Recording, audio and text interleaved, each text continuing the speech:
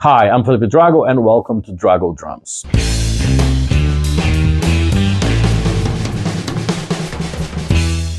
Story time. Today I'm going to tell a story. Instead of a drum lesson, it's going to be a story, but it's a lesson as well. Before I do, press the bell, subscribe to the channel to always be up to date with the content. And if you press like, it's good for me because YouTube will know that you like my channel, you like my content, and whenever I put something new, you're going to get a notification. And then we're going to stay connected. Okay? This story, it has twofold. Has the beginning and has the end many years later. The story is to show how, first, people don't really understand what drum lessons are all about. And it's kind of obvious because if you're a beginner and you never had a drum lesson before, you have no idea how it's going to go. But because people think they understand rhythm and they can tap their foot, they think they can play the drums. They might have rhythm to tap their foot, but that doesn't make you a drummer, unfortunately. And the other half of the story shows you that you never know what's going to happen in your life as a teacher and as a student. So let's start with the story. This story starts a long time ago, between 2008 and 2010, somewhere around that time. Back then, I was teaching at Planet Drum, a drum school here in London, and there was a taster lesson for a lady. She came for the taster lesson. We were around the same age, so we connected on a personal level because we talked before the lesson. You know, she was talking about the kind of music she likes, and I was talking about the music I liked. And even though there was a lot of differences, we knew everything everybody was talking about because we were around the same age. So it was a great start. Then I asked the question that I don't ask anymore, by the way. Why did she decide to have drum lessons? And she said that she loves music. And because she was always tapping at her desk and on chairs and tapping her foot, whenever she had a break and there was music playing, she would be tapping to the songs. Her work colleagues were saying, you should have drum lessons. You have natural rhythm. You can play the drum. You should give this a go. And that's why she booked the taster lesson. A taster lesson, it's not shorter than a regular lesson. It's basically just to show how the course is. If it's a person that already plays the drums, it's for the teacher and the student to know where the student is and from where the lessons have to progress. And for a person who had never lessons before, this is how you start, this is what entails, this is what's going to happen if you decide to keep having regular lessons for the foreseeable future. And it's a great opportunity to know each other. So she told me all of this about tapping all the time and that her work colleagues said that she had natural rhythm. So she was very, very, very optimistic. And she was sure that she was going to be a great drummer, whatever that means. And then we started with the actual lesson.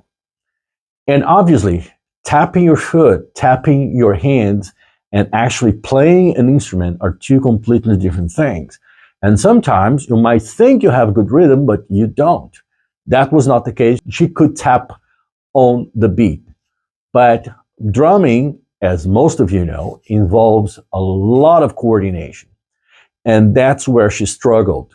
With basic stuff like, hi-hat and bass drum together, hi-hat and snare together, she struggled with that and kept the beat so she could have a groove. And she started to get more and more frustrated. And I tried to use the fact that she was tapping along the songs and tried to show how she could do on the drums. And then we changed a little bit to stick control type of exercises. But she was too frustrated. It involved a lot more than she was prepared for. And she didn't even finish the taster lesson. I think halfway through it, or a little bit after half an hour, she said, this is it. It's not for me. It's not working out. And I said, well, but you still have some time. She said, no, I know myself. It's not going to work. This is it. I'm sorry. It's not your fault. Goodbye. And then she left. I felt really bad because I really wanted to help her. Anyway, that was, let's say, 2009. And that was it. I had never forgotten this lesson because it showed to me that expectations and reality sometimes are so far apart that it can be really frustrating for the student, and some people cannot cope with that. And from that time on, I was always trying to make people understand and try to make them comfortable enough to, even though things are not happening, it doesn't mean they will never happen. And sometimes I use myself as an example because I happily joke that happily, does that word exist? I don't know. If it doesn't, I just created. So I half joke. There's a half joke I say, which is, if there's a person who has no talent to play the drums, it's me. It was a lot of blood, sweat, and tears. Not so much blood, but a lot of tears, because I had to work my ass off, excuse my French, to make things work for drumming. So I understand the frustration. If there's one person who understands the frustration of playing the drums, that's me. Anyway, so years later, fast forward to 2018, my phone rang, and there was this lady asking for drum lessons. A little bit of a chat. She asked where my studio was, and this and that and the other. And then I asked, have you ever had drum lessons before? And she said, I had one and it didn't work out, and I never done it again. But then lately I've been thinking that I should go back to it. And I said, how come it never worked out? And she said, well, it was a disaster. Nothing worked out. I was a mess. I couldn't play anything. I'm sure I was the problem because I was going through some rough patches in my life. And I said, no. I blame the teacher. And then we talked a little bit longer, trying to find out the time. And then all of a sudden, I started to recognize that accent. And then I asked her, are you Australian?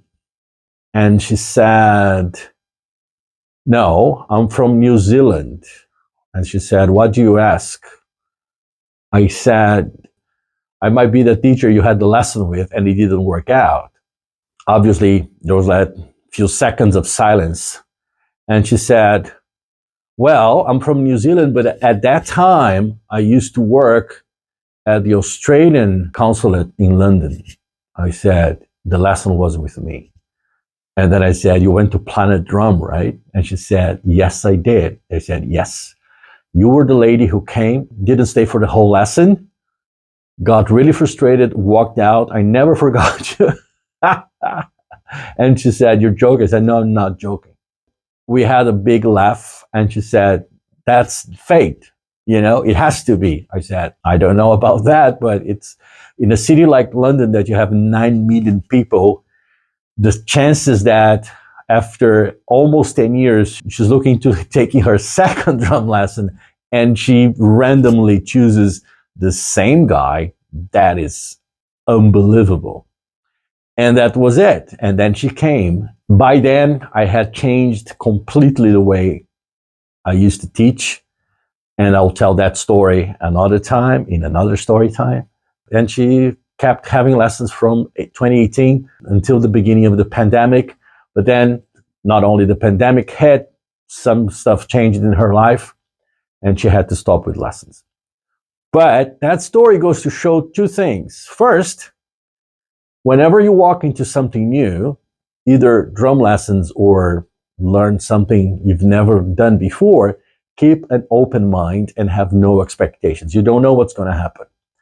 And second is, you never know what's going to happen. You might have a second chance. In this case, both of us had a second chance. She decided to give herself a second chance, and fate made me have a second chance to teach her and say, this is going to happen now. And it did. She started playing the drums. She started playing songs. She bought an electric drum kit because obviously 95% of people here in London live in flats, apartments. And then she had a lot of fun. I'm pretty sure she's still having a lot of fun because she has a drum kit and she can play along to songs. And she had almost 2 years of lessons before the pandemic hit. I hope you liked the story. Subscribe to the channel, press the bell. See you next time. Bye.